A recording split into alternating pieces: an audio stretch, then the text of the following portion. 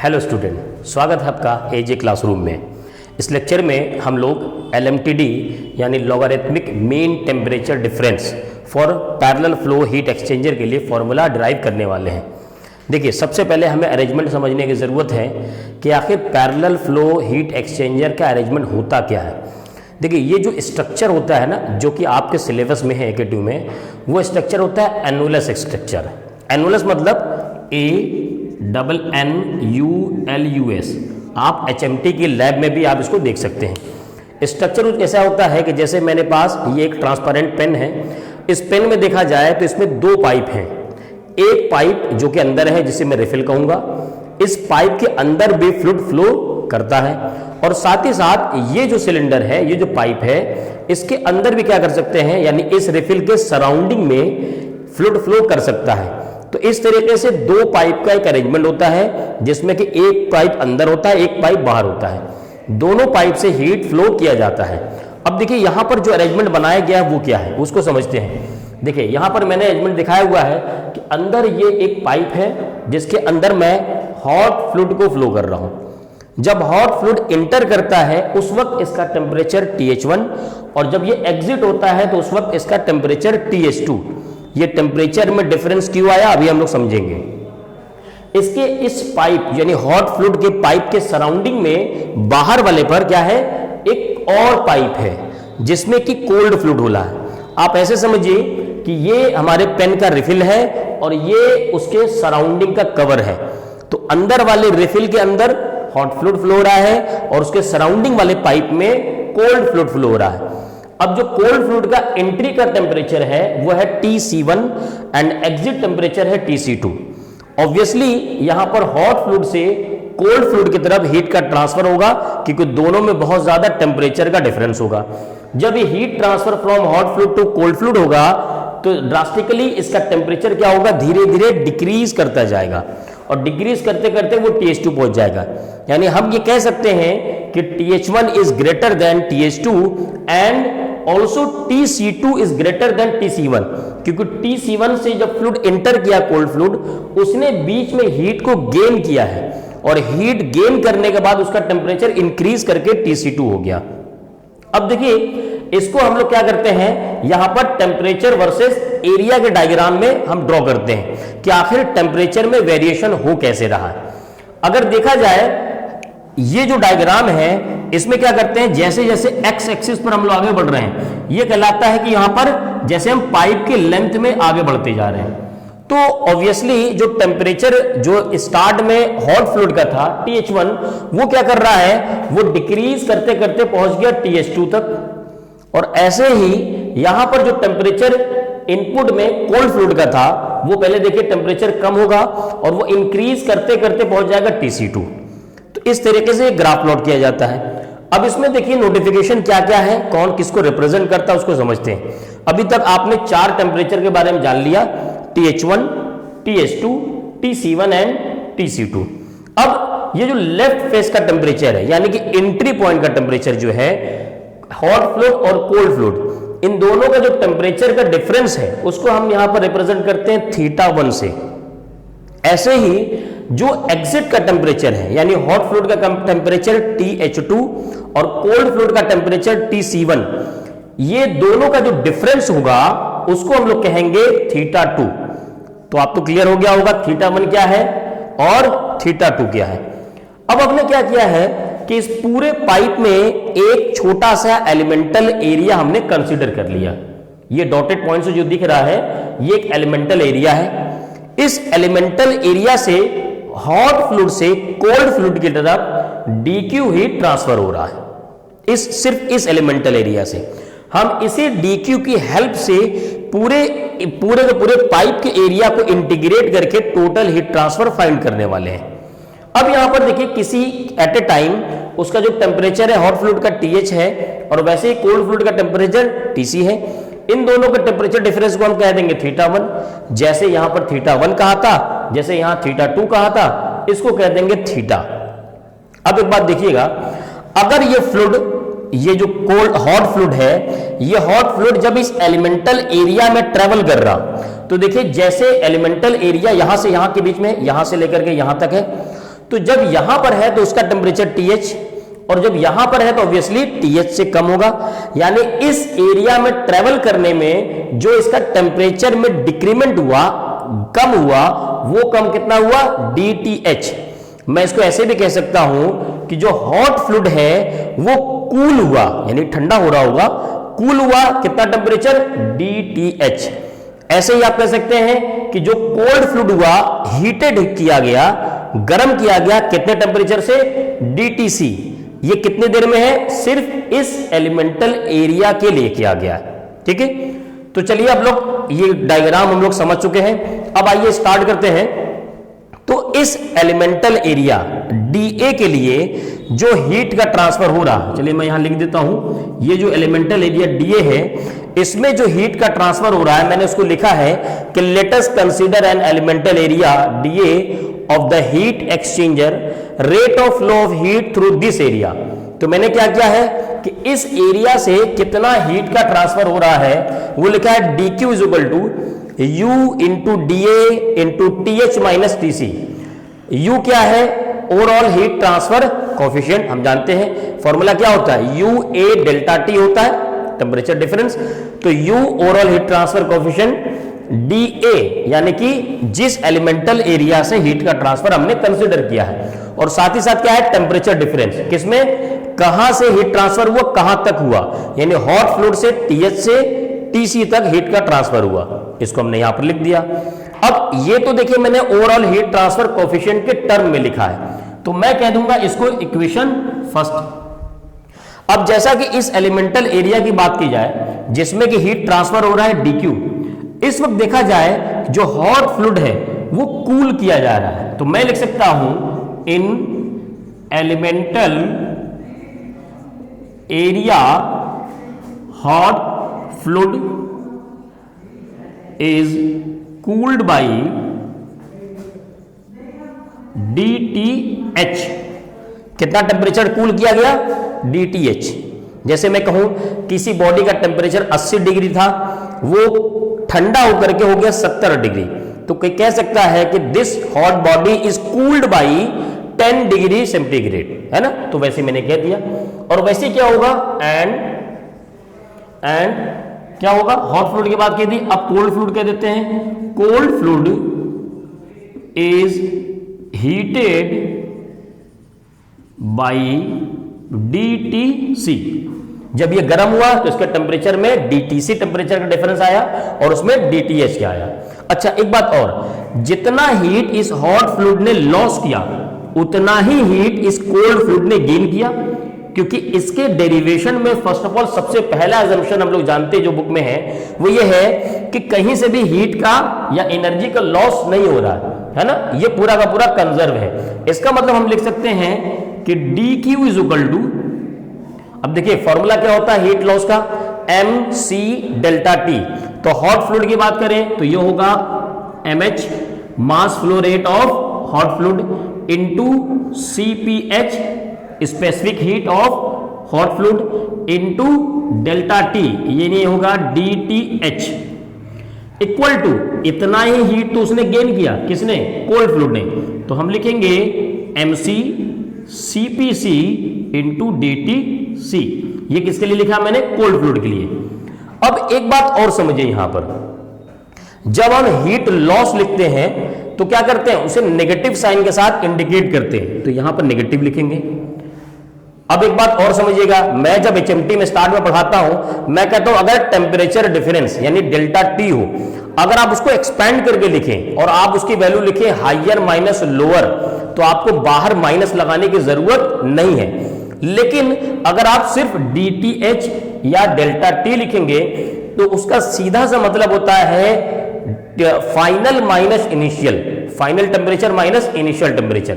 और आप जानते हैं जब ये हीट लॉस कर रहा है तो इसका फाइनल टेम्परेचर यानी यहां पर कम होगा इस टेम्परेचर से, इसलिए यहां पर माइनस वैसे भी आ जाएगा।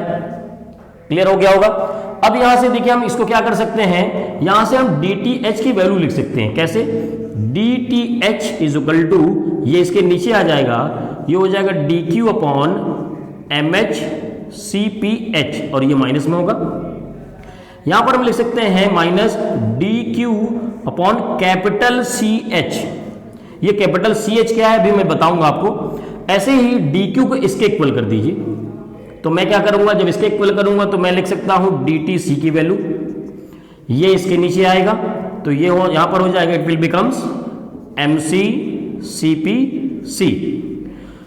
Now we can write d Q upon capital C C, equation third and equation fourth, where capital C H and capital C C are heat capacity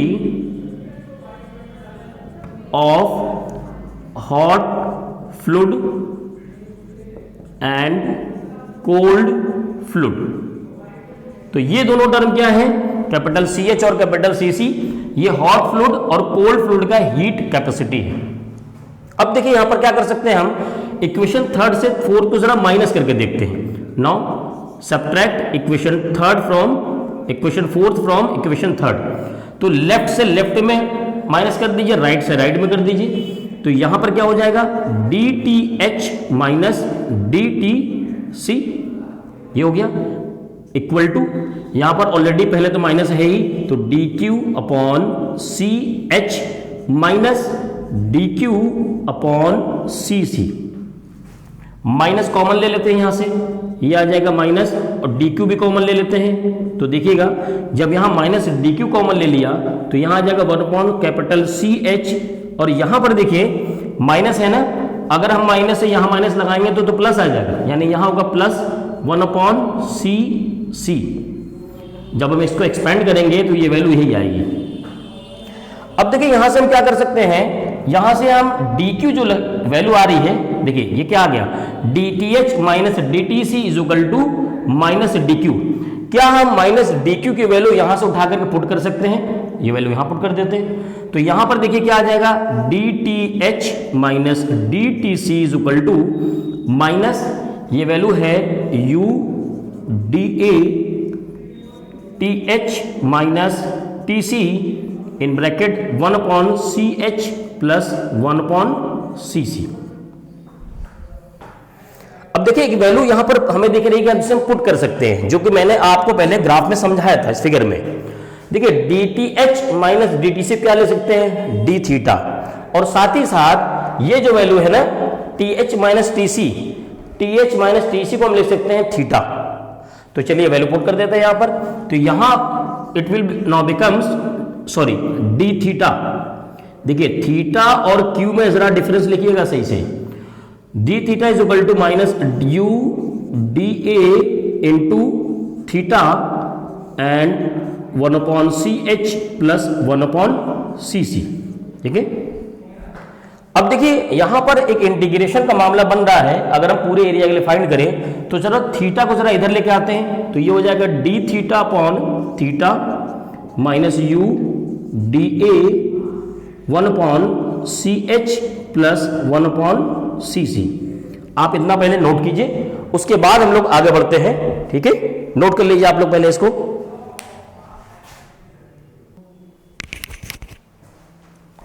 चलिए, तो आपने नोट कर लिया, हमारे पास लास्ट इक्वेशन यहां तक पहुंचे थे।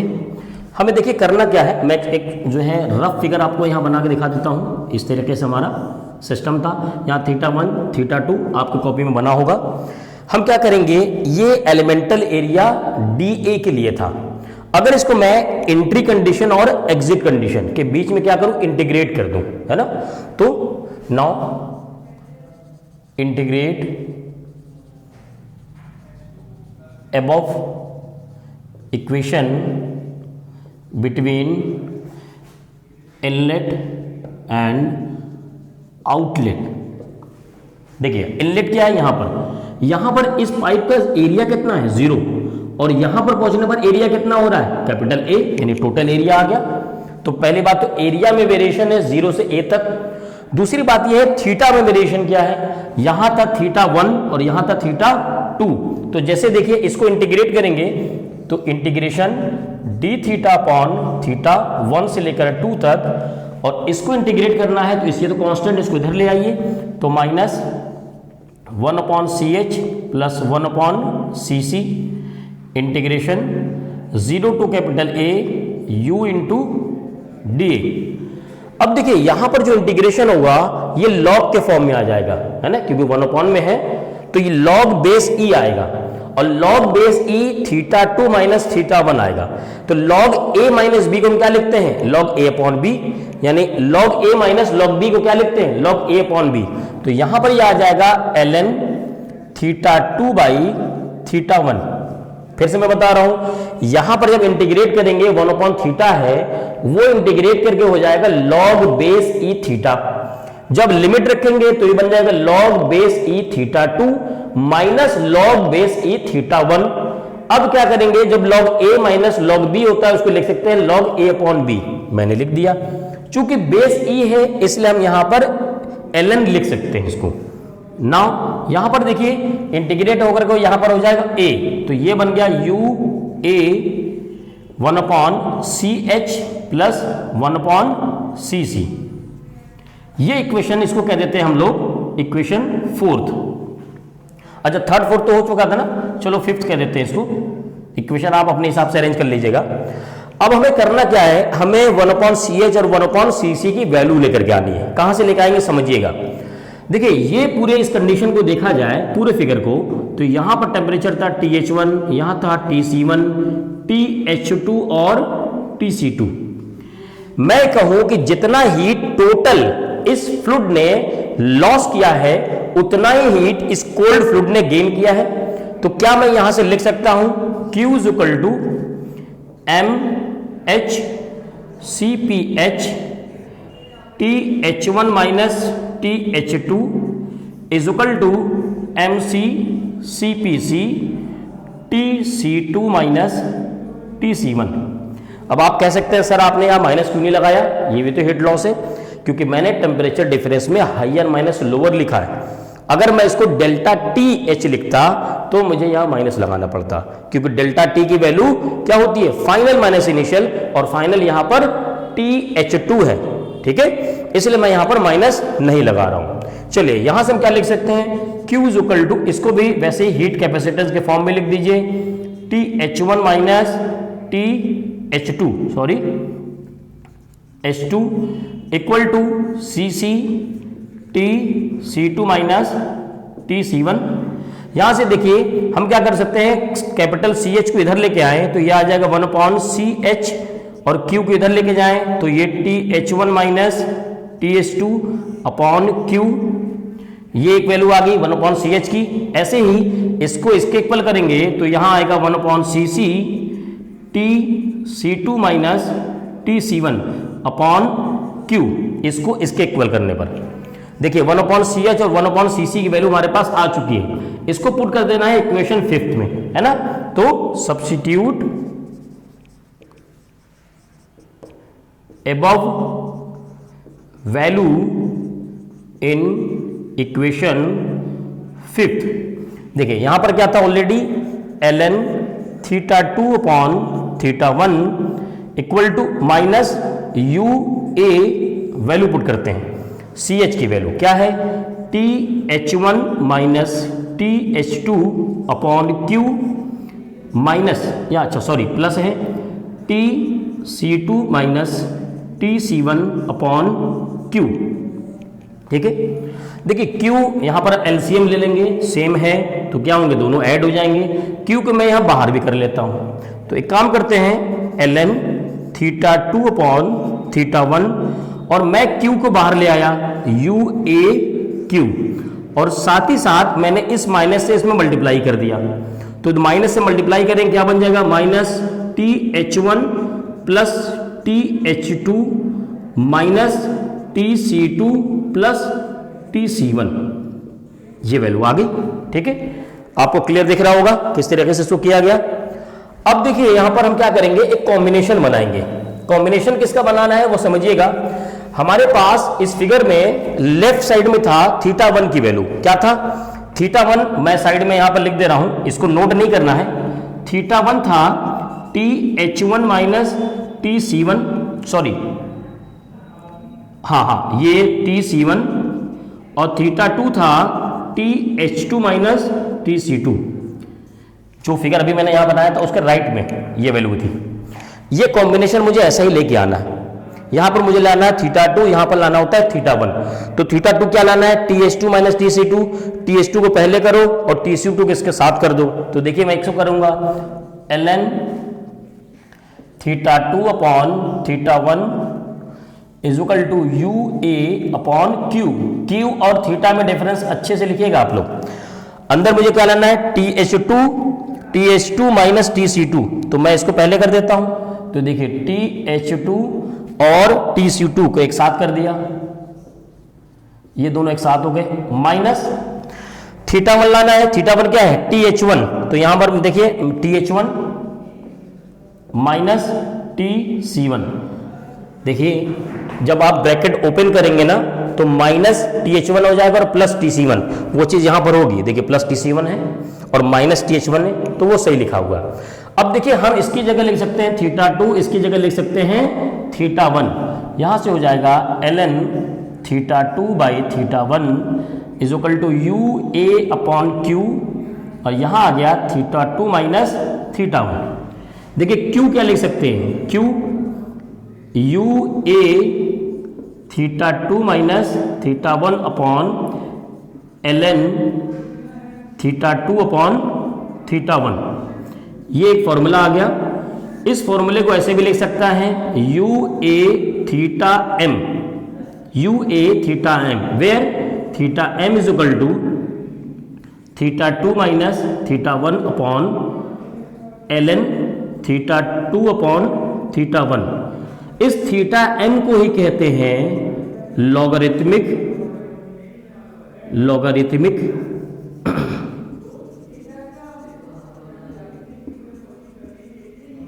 मीन टेम्परेचर डिफरेंस, यानी कि LMTD। ठीक है, एक चीज और, इस फॉर्मूले को आप अगर आप ऊपर वैल्यू चेंज करेंगे ना तो नीचे भी चेंज कर सकते हैं। यानी मैं लिख सकता हूं θm is equal to θ1 minus θ1 2 upon ln θ1 upon θ2। ये दोनों सेम वैल्यू होगी। यहां θ2 माइनस θ1 था, आप θ1 माइनस θ2 कर दीजिए, लेकिन नीचे भी बदल दीजिए तो क्या होगा, ये दोनों वैल्यू हमारे पास सेम आएगी। ये था पैरेलल फ्लो हीट एक्सचेंजर के लिए लॉगरिथमिक मीन टेम्परेचर डिफरेंस का डेरिवेशन।